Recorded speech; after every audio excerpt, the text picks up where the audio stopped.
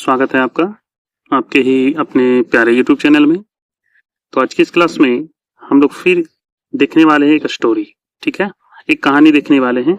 इस कहानी में हम लोग एक एक इंग्लिश वर्ड का हिंदी करने वाले हैं और बिल्कुल ट्रांसलेट करते हुए इस पूरे चैप्टर को हम लोग हिंदी करेंगे, जिससे कि आपकी इंग्लिश अच्छी हो जाएगी। आपको इंग्लिश पढ़ने लिखने समझने में कोई परेशानी नहीं होगी। ठीक है, मैं उम्मीद करता हूं कि आपको मेरा क्लास अच्छा लगता है।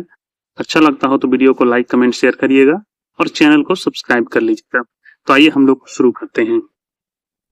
The greedy crane. ठीक है, कहानी का नाम है द ग्रीडी क्रेन।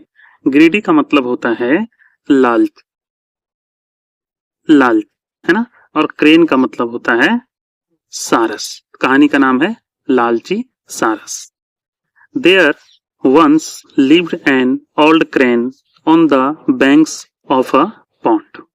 एक एक वर्ड मीनिंग का पहले हिंदी लिख लेते हैं। once एक बार, एक बार है ना, lived रहता था, रहता था। क्रेन का मतलब सारस जान ही रहे। बैंक्स, बैंक्स मतलब किनारा, किनारा, और पौंड का मतलब तालाब। ठीक है, अब हिंदी करिए। एक बार एक तालाब के किनारे, एक तालाब के किनारे एक बूढ़ा सारस रहता था। एक बार एक तालाब के किनारे एक बूढ़ा सारस रहता था। He found it, he found it, उसे लगता था it difficult to catch fish, मछली पकड़ना कठिन है ना। डिफिकल्ट का मतलब क्या होता है? कठिन। कैच पकड़ना, उसे मछली पकड़ना कठिन लगता था। Because of his old age, उसके बुढ़ापे के वजह से, उसके बुढ़ापे के कारण। वन डे, एक दिन, a crab came out of the water, एक दिन एक केकड़ा पानी से बाहर आया। क्रैब का मतलब होता है केकड़ा। एक दिन एक केकड़ा पानी से बाहर आया। एंड आस्क्ड द क्रेन, और सारस से पूछा, why are you looking so sad, तुम इतने उदास क्यों दिख रहे हो, तुम इतने उदास क्यों दिख रहे हो। सैड का मतलब होगा उदास।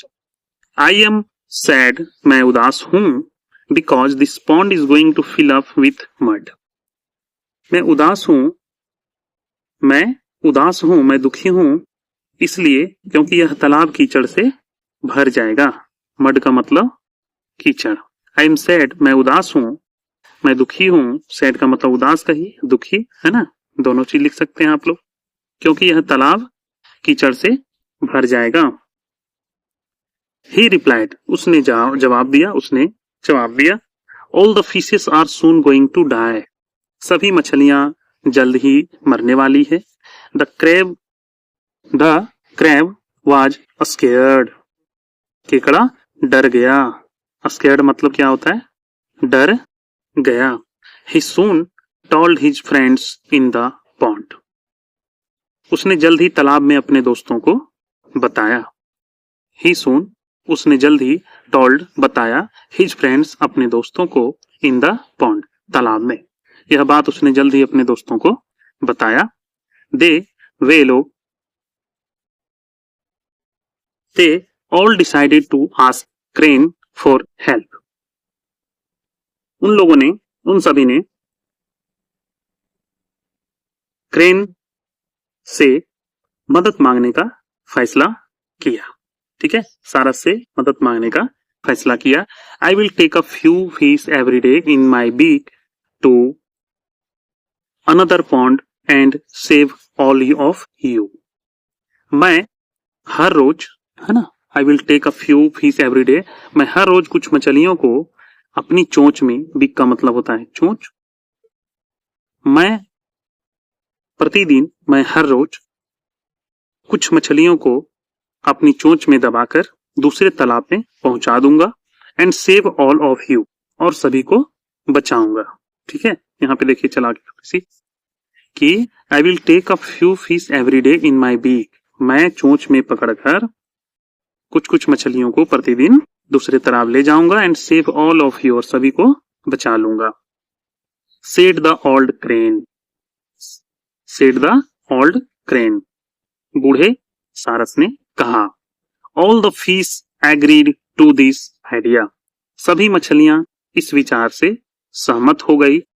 The wicked crane took a few every day to a nearby hill, दुष्ट क्रेन है ना, दुष्ट crane, the wicked crane, wicked का मतलब क्या होता है, दुष्ट, दुष्ट सारस ने हर रोज कुछ मछलियां लेकर पास की पहाड़ी पर चला जाता था, यानी दुष्ट सारस प्रतिदिन कुछ मछलियां पकड़कर पास के पहाड़ी पर चला जाता था।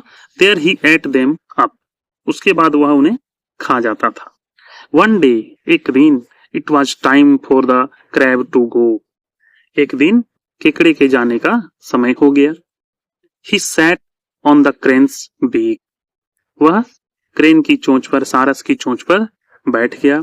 When he saw all the dead fish, जब उसने सभी मरी हुई मछलियों को देखा, he caught hold on the crane's neck tight, उसने क्रेन की गर्दन यानी सारस की गर्दन को कसकर पकड़ लिया। Until it fell down, जब तक वह नीचे नहीं गिर गया। He then returned joyfully to the pond, वह खुशी खुशी अपने तालाब की ओर वापस आया। And told the remaining fish, और बाकी बची मछलियों को कहा। अबाउट द, के बारे में, about the cunning work of the crane, सारस की दुष्टता के बारे में बताया। देयर आफ्टर, उसके बाद, the fish avoided the crane, मछलियां क्रेन से दूर भाग गई। आफ्टर सम टाइम, कुछ समय बाद, the crane remained without food and at last died, कुछ समय बाद सारस बिना भोजन के अंततः मर गया। तो आशा करेंगे बहुत अच्छा लगा होगा, आपको पूरा समझाने का कोशिश किया है। अच्छा लगा तो वीडियो को लाइक, कमेंट, शेयर करिए, चैनल को सब्सक्राइब करिएगा। मिलते हैं अगले क्लास में।